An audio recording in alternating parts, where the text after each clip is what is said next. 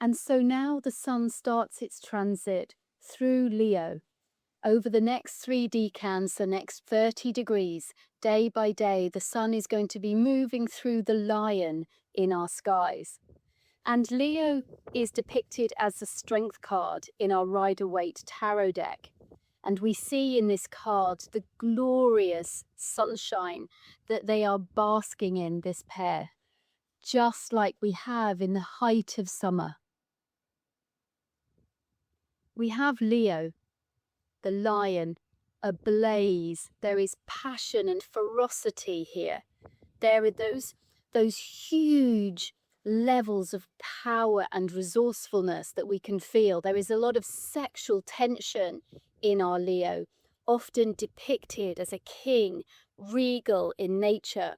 We get the sense of pride and we get the sense of power. And here we have a maiden holding open the jaws of our lion. It's an interesting card, the idea of strength being depicted by a woman.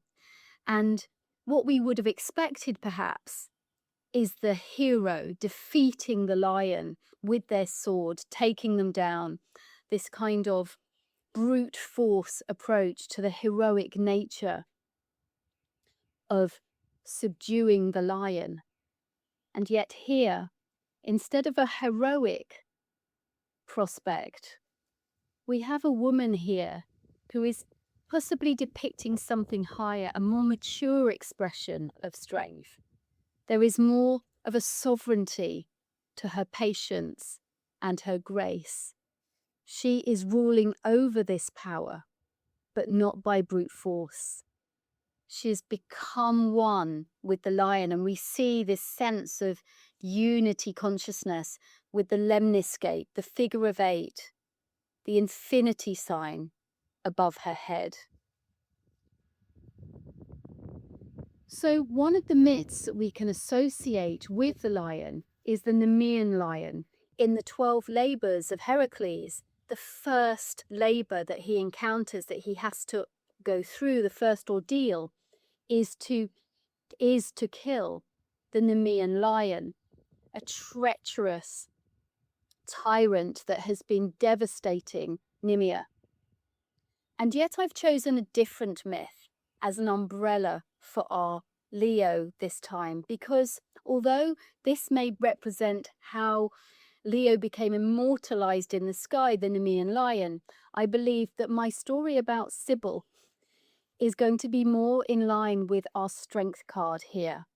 And so rather than tell the heroic struggle that we see depicted by Heracles in his labours and the Nemean lion, what we have instead is the mythology of Sybil, an incredibly ancient story that has crossed across time and cultures from the East to ancient Greece and into Roman law too. The story of Sybil, a woman who is a queen, a goddess. She is known as the goddess of the mountains because she has a wild and ecstatic side that's often expressed through dance and through music, the idea of being on the edge of insanity. And she has this ability to subdue lions, the passion, the lust that we have, those deep undercurrents that lay underneath our foundations. And she has the ability to bring those under her domain, under her control. And so with the story of Sybil, what we find is this incredible woman, completely in touch with that wild side of nature, falls in love with Attis, a beautiful young man. And there is a radiant passion that we can see being expressed between these two, the coming together of the goddess and this pure beauty and life force that we see of the young, virile male. And she falls in love with him. However, over time, he ends up going to marry a mortal woman, a king's daughter, and Sybil becomes enraged with passion about this situation, and she shows up at the wedding.